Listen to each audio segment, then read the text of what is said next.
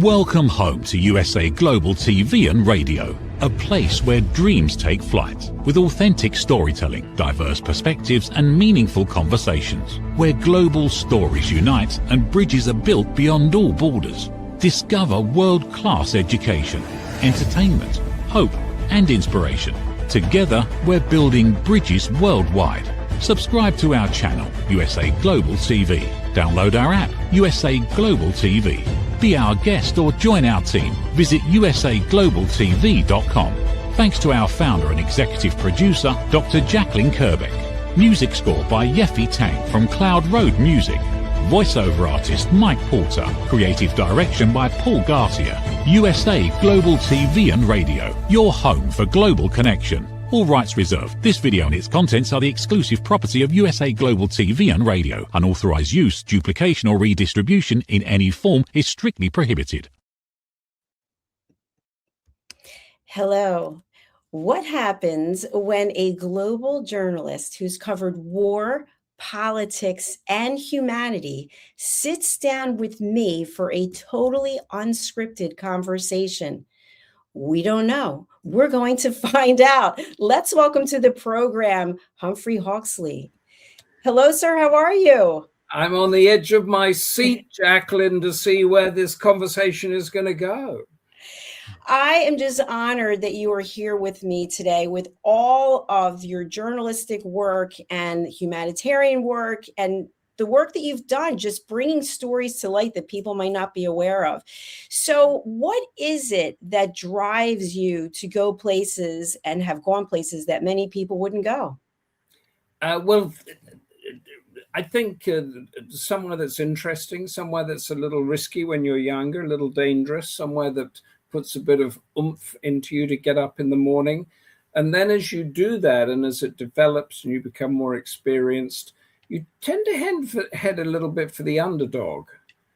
And then when you're dealing with the underdog, that could be, the most common one is the civilian war victim, or particularly the child war victim that we're hearing a lot about at the moment. But there's a lot of off-piste stuff that you can bump into, and it's a matter of punching that into, then going to see your editors, then going to convince the editors that it's a story that's worth doing. And then even once the story gets published, whether it gets traction. And one of the ones that I did 20 years ago or so now was that I was doing some pieces on something else. Ghana had a democratic election, Ghana in West Africa, a former British colony. It had an election and a new guy had come in. And I was down there doing that, but some people came up to me and said, you should really come and have a look at this, Humphrey. And what I bumped into there or found there was the number of children from poor families that were being trafficked to work in the cocoa industry. That's the chocolate industry. And West Africa, that's Ghana, the Ivory Coast, places like that, is the heart of the cocoa industry. So every bar of chocolate that you get in your Easter egg, or you get from Mars or Hershey or Nestle or something like that, has probably got cocoa that comes from West Africa. And that whole trade, I found, was being, bolstered and put on there by children. And some of the stories that we found there, some of the people we interviewed there, was that you'd be a kid, from the equivalent to a housing project or a very poor place that everybody can imagine. And somebody comes up to you and says, hey, do you want to go and learn to play football? You could become a footballer for your national team or for such and such a club. And the kid nods and says yes. And then the next thing he knows, he's in a car or a van or something, and he's tracked to what they call a cocoa plantation, which is basically scrubland with cocoa trees in the middle of, miles from anywhere, locked up, shackled, put to work. And I found this out, and it had been covered, but it hadn't really got any traction. And I went back, and I had an editor who was really good, who said, yeah, we really need to run with that. And we ran with this story over and over again. until it got to until other media picked it up and other media was doing it. So we got that. Then it got up to the U.S. Congress, and there was a congressman and a senator that put together a bill to get rid of child slavery in the chocolate industry, particularly with American firms. And because of the media pressure and political pressure, the big companies all signed up to it, that by such and such a year, I think it was 2005 at that time, we're going back 25 years, they would end, the worst forms of child labor, I think the phrase was. And then they didn't do anything, and they delayed, and they didn't do anything. And I went back 2 or 3 times and found that these foundations that were being built, these big companies, they have their trusts and foundations with glossy brochures of building schools and hospitals and that sort of thing. None of it was there. The money was being siphoned off in the corruption and everything that was there. And the kids, they had nowhere to go to school, and the rest of it. As I'm telling you this, Jacalyn, I'm becoming to get angry again myself, because to sort of, the nub of it is that the situation with child slavery in the cocoa industry is apparently worse today than it was when I broke that story 25 years ago. And there was a case that it went to the Supreme Court in the US about a year ago, and the applicants to stop this form of slavery lost that case because the court decided, to put in layman's language, not legal language, that if the slavery was not taking place in the US, then it was permissible to use products that came from it. And I think at some stage as a journalist, you sort of back off, otherwise you become a campaigner, and you sort of, I'm still involved in the story. But I did a lot of stories like that, as well as the breaking news stories. A lot of stories like that in what I call human rights in the supply chain. So we did cotton, we did palm oil, bricks, sugar, all of that sort of stuff. So what you see when you go into a supermarket here, or in the States, and you get this stuff, I was trying, as a journalist, that thousands of others sort of doing similar things to try to get these supply chains to be a bit cleaner. And I think at the end of the day, I might have helped half a dozen people, maybe a dozen, but certainly the system didn't change at all. I really appreciate you sharing that. And of course, for folks who are just joining us, you've had decades of experience as a foreign correspondent for the BBC. You're also an author, and you've gone into areas like you were just mentioning where people don't actually want to acknowledge what's going on. And yet it affects so many of us across the world. But some people are happy putting their head down and saying, you know what, I'll purchase this product because of the fact that I like it, and I don't really want to know what it took to make it. And I think we saw that with one of the Hollywood movies about diamonds and what actually goes, and even with a lot of the designer bags, the fact that there's warehouses with child labor going on, and people just say, you know what, I'll still carry the bag, I'll still eat the chocolate, I'll still do whatever it is. So how have you kept yourself from getting so emotionally engaged where it became just a solo mission, even for the chocolate example, where you said, you know what, I'm just going to spend all my time working on this until it's changed, and then banging your head against the wall and saying it's for naught?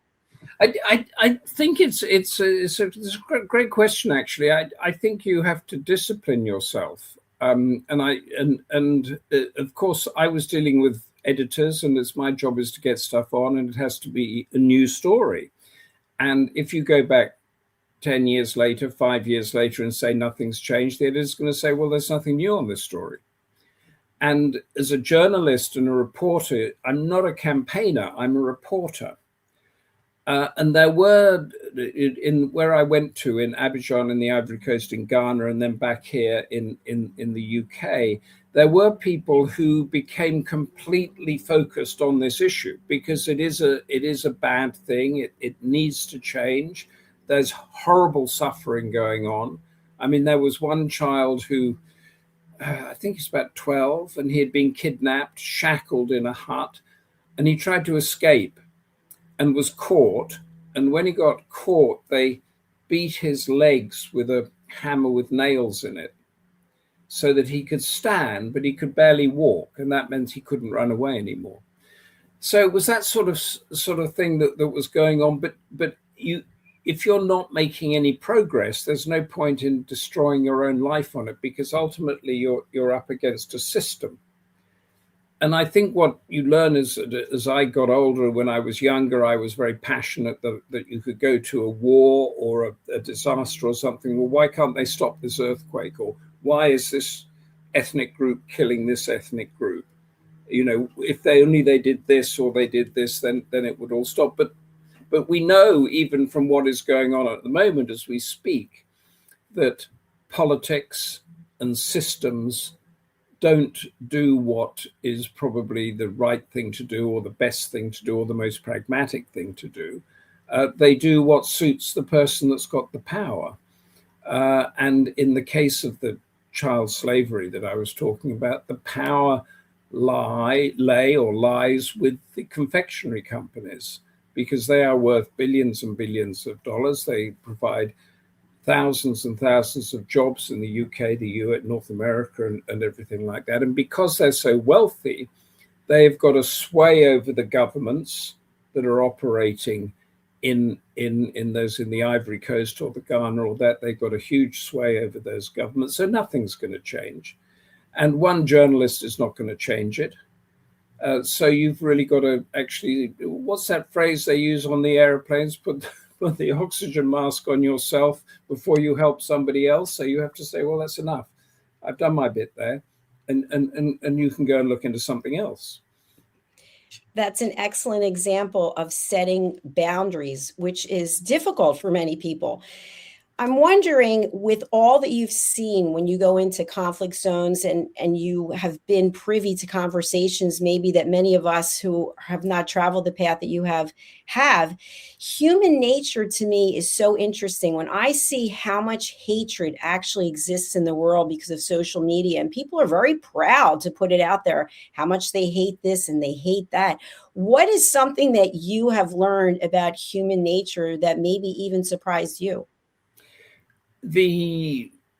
From bouncing on where you've just steered this unscripted conversation, is that it is much easier and more exciting to feel vengeance and anger and go out there and take revenge than it is to work out how to build a house, how to mend a pothole in the road, how to lay an electricity cable, and all of that sort of stuff. So if you want to build a good society, you need to put in all those blocks. You need to build a hospital, and that hospital's got to have a cancer ward and an emergency room, and then you've got to have a police force that is going to actually chain it. When the government changes, that police force is still going to operate. It's not going to be on the side of one party or the other. You need to put in all these institutions.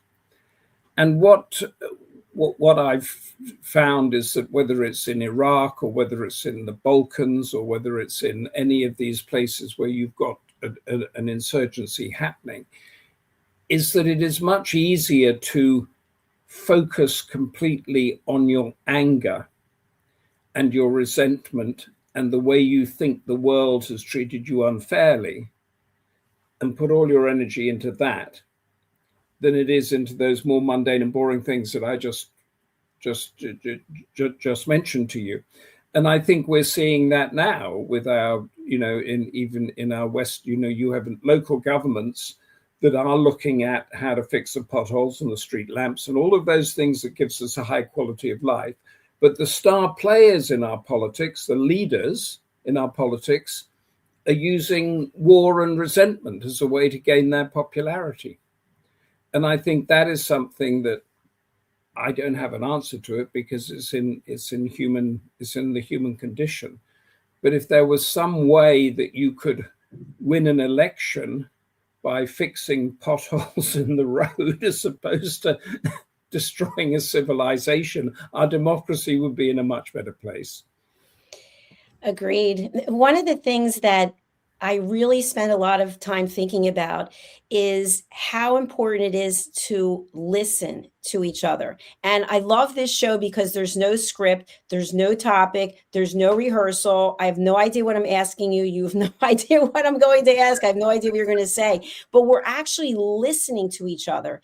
And what I found is even from a home, a family, people don't listen to each other. Then they go out into the world. Then they're not listening to each other. Then so on and so on and so on. And before you know it, we have an entire world of people where we're not listening to each other. We're screaming and yelling. Excuse me. And we're wondering, why do we have wars? We're wondering, why is it we can't come to some kind of resolution because we're not listening? Or is that just too simplistic? Well, I think you're right on 2 or 3 levels. I mean, yeah. I mean, we've always had wars, so that's something. But I think it's getting worse now in a way because, earlier, 100 years ago, 200 years ago, when you had a war, there was this sort of nationality, your country or your tribe or your religion or whatever it was the overarching thing. But now, as you say, with social media, actually nobody is listening. So they will look at something, and as long as it matches the anger that they want to get out, they will re-exit or they'll re-TikTok it or they'll share it or whatever they do. So it goes viral, and everybody shares that anger. And we've got it now. I think you've got it in the States with immigration in particularly. We had it 10 years ago when we had the referendum where we left the European Union. The politicians whipped up anger against Europe.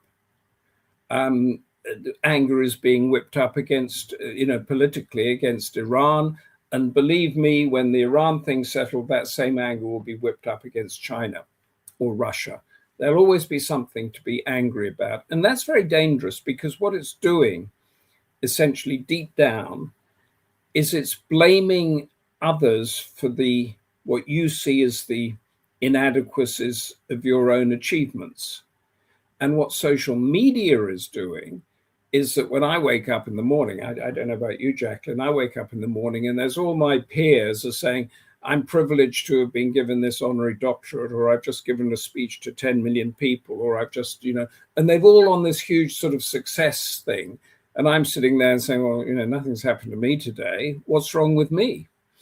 And if you imagine that you're a teenager, not having had the privilege of growing up in our non-social media world, your whole environment is going to be gauged by how many likes you have on TikTok or Instagram or something against those of your neighbors.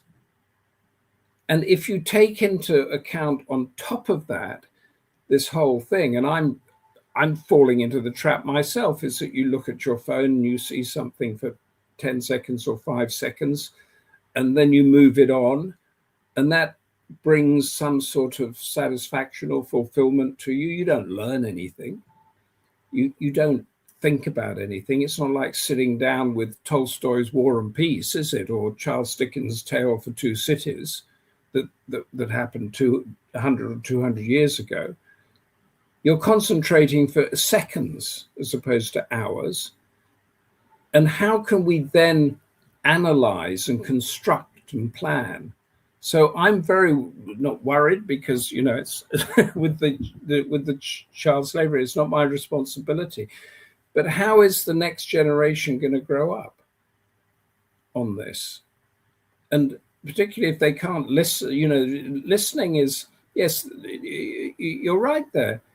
The listening is, they don't feel they need to listen to try to understand. What they feel is they need to hear something in order to react. Although they might have no knowledge at all or no nothing, they just need to get an opinion out there in order to give themselves some sort of relevancy.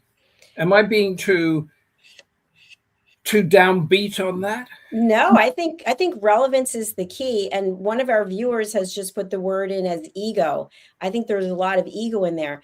But I also have noticed from when I was growing up, I'm now 63, to people who are in their 20s and 30s. When I was growing up, you earned something because you demonstrated the behavior. If you were on an athletic activity, you had to actually come in first, second, third. Then things sort of changed. I was in the loyalty business for a long time, and it's like, let's give everyone a trophy. Johnny, Susie, and Bobby, they all showed up today. Let's give them a trophy. So how does going from that mindset where you actually have to earn it to here's an honorary doctorate, congratulations for you for doing whatever, versus, and I'm just going to throw myself out there, I have a doctorate. It took 6 years, $125,000. And that's not an ego. That's actually something that I had to work on.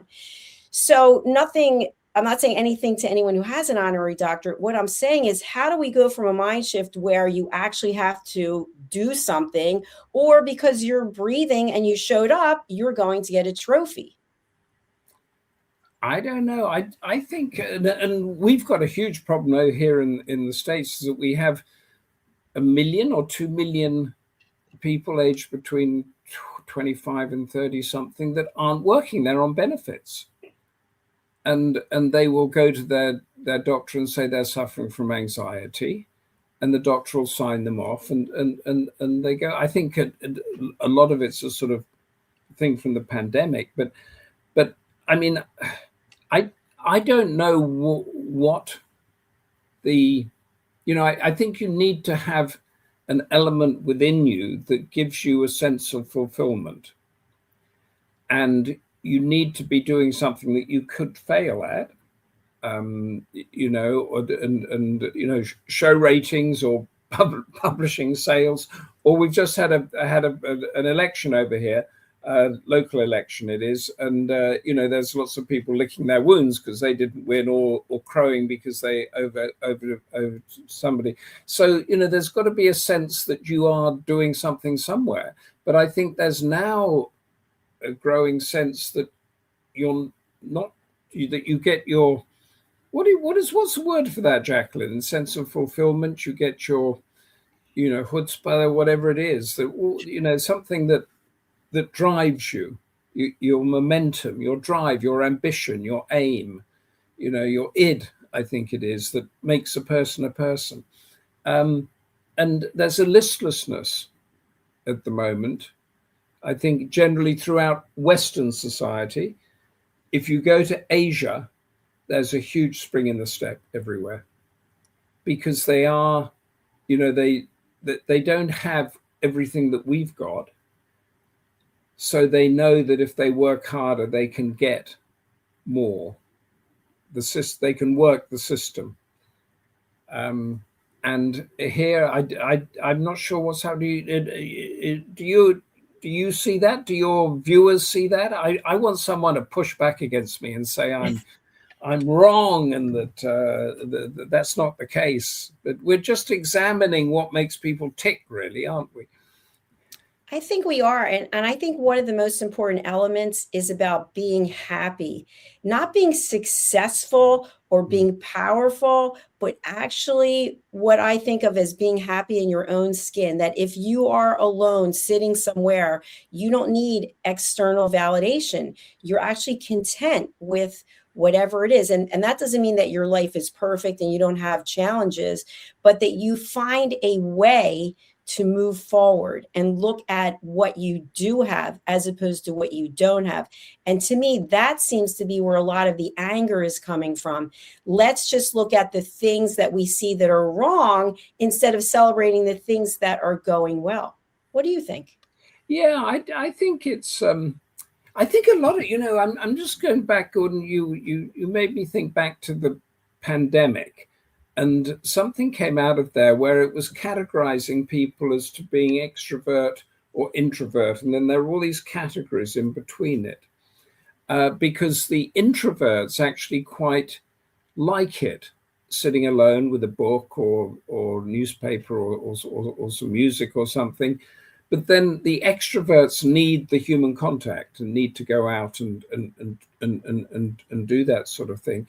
And I think I think there's a lot of stuff going on, is that when you have a community, and I'm doing some charity work now based on trying to build communities for less privileged children, so they don't fall into sort of fall into the justice gap, and get.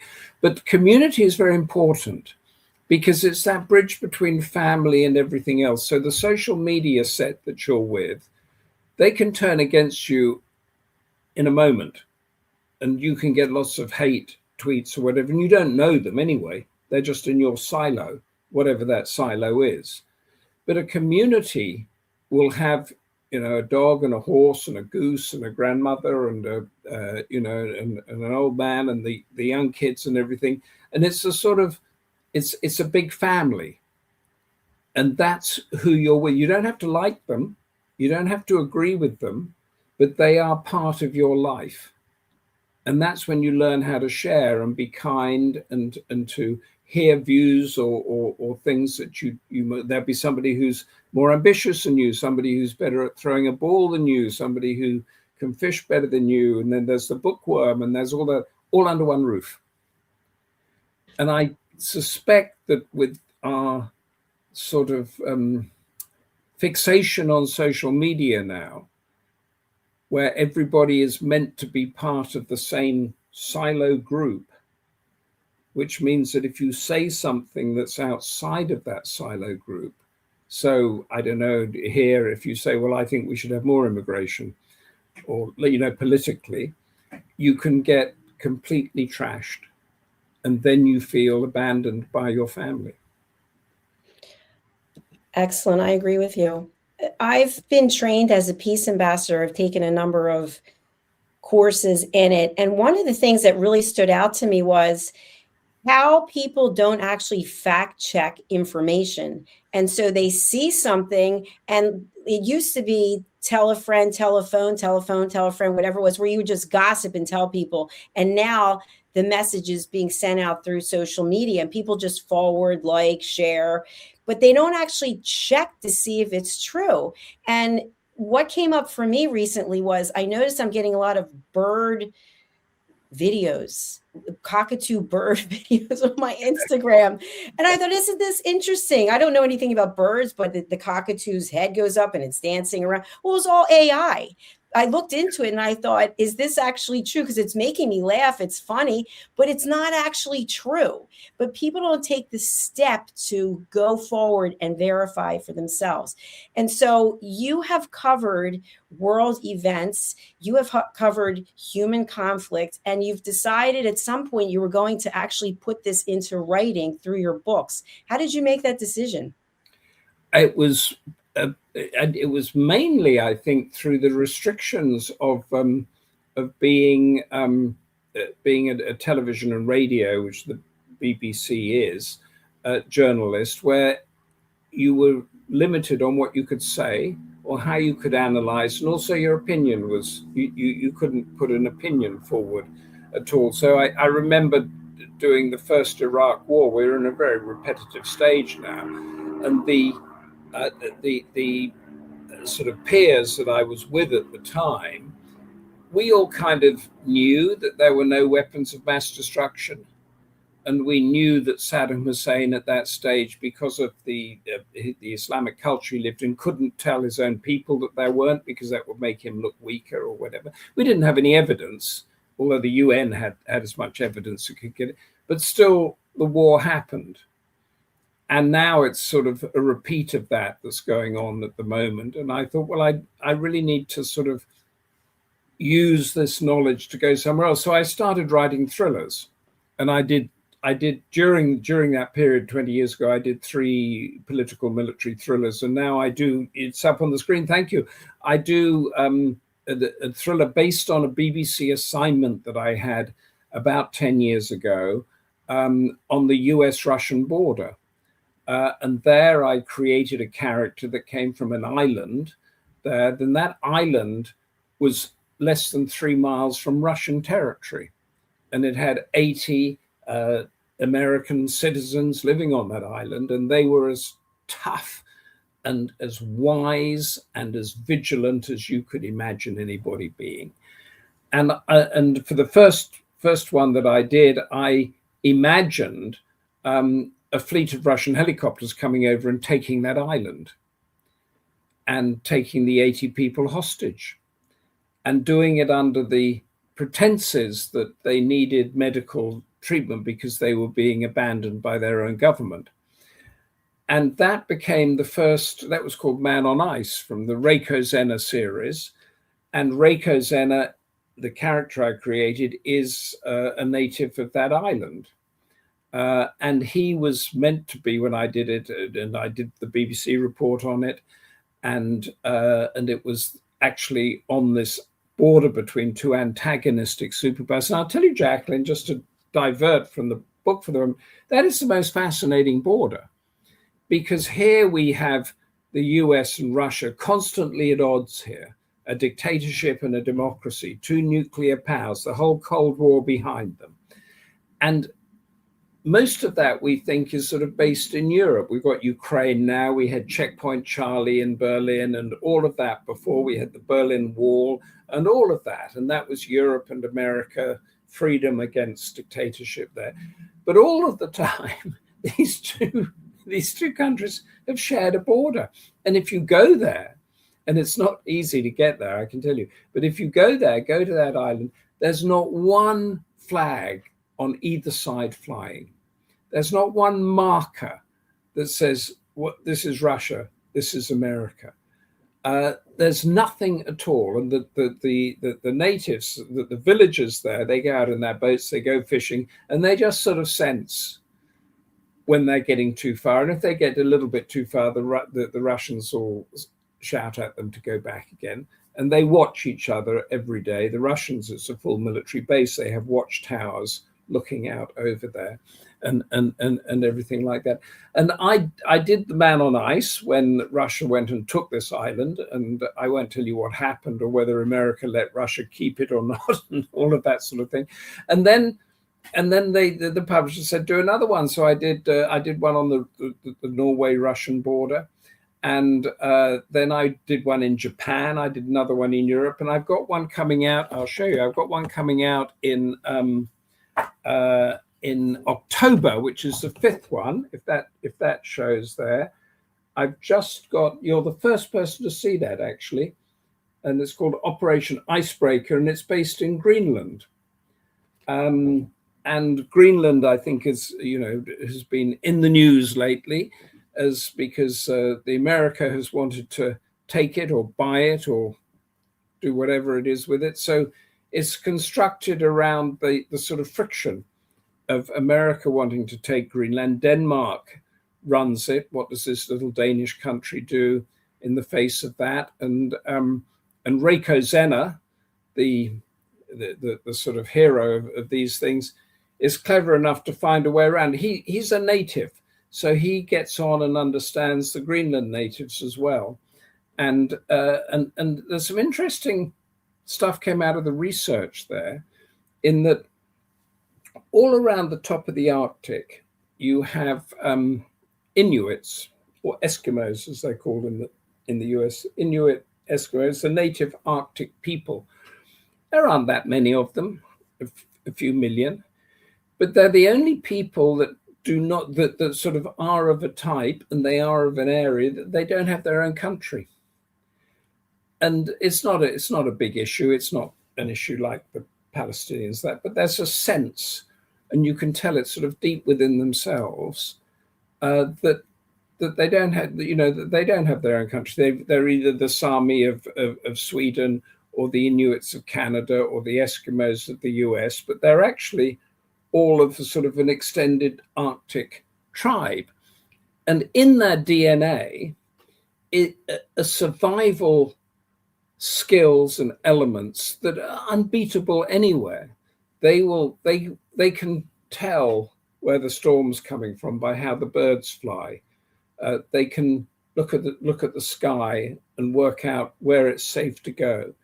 They can survive in the worst sort of snow and territory to such an extent, because the Arctic is now becoming a sort of geopolitical battleground that we've found as we found over the Greenland issue, and Russia is expanding. It's building dozens of not dozens. He's renovating bases, renovating or building new bases all across the Arctic there. Because it's done that, the US military is now thinking of using the Inuits, the natives, to train up special forces on how to survive in the cold when you've got absolutely nothing. Because these guys live it. They live it, you know, round the clock. They know what cold is. And, you know, when you're dealing with stuff of sort of -20, -30, there are things that one of the pieces of research I did in Operation Icebreaker here was working out the gun. If you find, if you get to a hut and you want some shelter, do you take your gun inside or outside? Because if you take it inside, it's going to change the temperature, which may well jam the mechanism. And then you have to use a certain type of oil or graphite on it. Otherwise, your gun's not going to work. So there's all sorts of elements there that it was absolutely fascinating, including one that was told to me by a Greenland person. He said, you know, you the white people, they call, you know, you white people, you have this word that you talk about all this time called war. He says, we don't have a word for war. And I said, well, hold on a second, you know, villages fight each other historically. He said, that's different. You define your sort of government in war victories and state by state war and all that sort of thing. He said, we can't afford to do that because it is so cold and the conditions are so harsh that you're not going to waste any time fighting anybody, because you might need that person to save your life the next day when the weather gets bad. You are a fascinating storyteller. I would just love to spend all day sitting here with you listening to these stories. I'm completely, when you talked about the gun, I thought, wow, that is something I never would have even considered. So thank you for being here today. We are out of time, unfortunately, but I just want to share with our viewers that you did an interview with one of our other team members, and he went ahead and ordered one of your books. I just met with him and he said how phenomenal it is. So how can people buy your books? Well, Humphrey Hawksley, if you Google that name, you'll get to my website. And in that there is the Reiko Zena thriller series, and they have just been republished. This is Operation Icebreaker. That's Man on Ice has got a new cover, and then Man on Edge. They've all got new covers now, and they've been republished by a new company. And I think on Amazon they're going for like $1.99 or something like that, because they're hitting the ebook market. So they're the Man on Edge, Man on Ice, Man on Fire, the Reiko Zena series. They each have their own website actually as well. And there they've got the stories of, you know, how I researched it, videos that I did from it. There's one of me dog sledding down on the Norwegian-Russian border to work out how a dog sled worked and that sort of thing. And it's great. Been great fun, and I'm heading up to Greenland any moment now to do some promotional work for Operation Icebreaker, and try to find out some more fascinating stories. We wish you very safe travels, and please do come back and share more with us. I've really enjoyed this. Thank you, Jacalyn. It's been a pleasure. Thank you, everybody, for tuning in. Enjoy the rest of your afternoon. Bye. Bye. Thank you so much for watching. We do have all of Humphrey's links. If you haven't seen them, they are in the show notes wherever it is that you're watching. And in relationship to that, we would love for you to subscribe to our 2 YouTube channels, which are USA Global TV and Radio and Dr. Jacalyn Kerbeck, because we get real information. And we want to know, what is it that you like to watch? When are you watching? We want to make sure that we are serving you, our clients. I'd like to leave you with this today. We all have the opportunity to make choices. And sometimes there's a choice right in front of us. The choice is to be kind, to lead with empathy, to lead with grace, and to give someone the benefit of the doubt. I leave you with that, and I hope you realize that right now you have everything that you need in this world right inside of you. You don't need external validation. You just need to believe in yourself. Thank you for watching. Thank you for being here. We look forward to having you for our next program. Bye. How much of your value have you been giving away? Saying yes when the answer should have been no? Lowering your price to secure the opportunity? Giving more while receiving less? Over time, it adds up. Until one moment brings clarity, you've been giving away your value. This is not about working harder. This is not about doing more. It's about boundaries. It's about pricing. It's about respect. From Dr. Jacalyn Kerbeck comes a direct and necessary message. Stop over-delivering. Stop underpricing your expertise. Stop negotiating against yourself. Because when you recognize your value, everything changes. Stop giving away your value. Boundaries, pricing, and the business of respect. Available now wherever fine books are sold and on Amazon. A film by USA Global TV and Radio. Executive producer Dr. Jacalyn Kerbeck. Videographer and cinematic production Paul Garcia. Voiceover by Ed Wargas. Stop giving it away. Start owning it. Thank you, viewers and listeners of USA Global TV and Radio, for joining us today. We're honoured to have your time and attention as part of our global community. At USA Global TV and Radio, we believe in the power of authentic conversations, meaningful connections, and creating a world of possibilities together. Want to be part of something bigger? Join our team of elevated listeners at USAGlobalTV.com, a space where your voice matters and your ability to listen transforms relationships. Stay connected with us across all our platforms for thought-provoking discussions, expert insights, and empowering stories. Subscribe to our channels at youtube.com/c/USAGlobalTV. Follow us on social media and explore the endless opportunities we're creating for growth, learning, and inspiration. Together, we're not just broadcasting, we're building bridges and changing lives one conversation at a time. For inquiries, contact us at info@usaglobaltv.com. Produced by Executive Producer and Director Dr. Jacalyn Kerbeck. Voiceover by Mike Porter. Creative direction by Paul Garcia. All rights reserved. Visit usaglobaltv.com to view our full terms and conditions.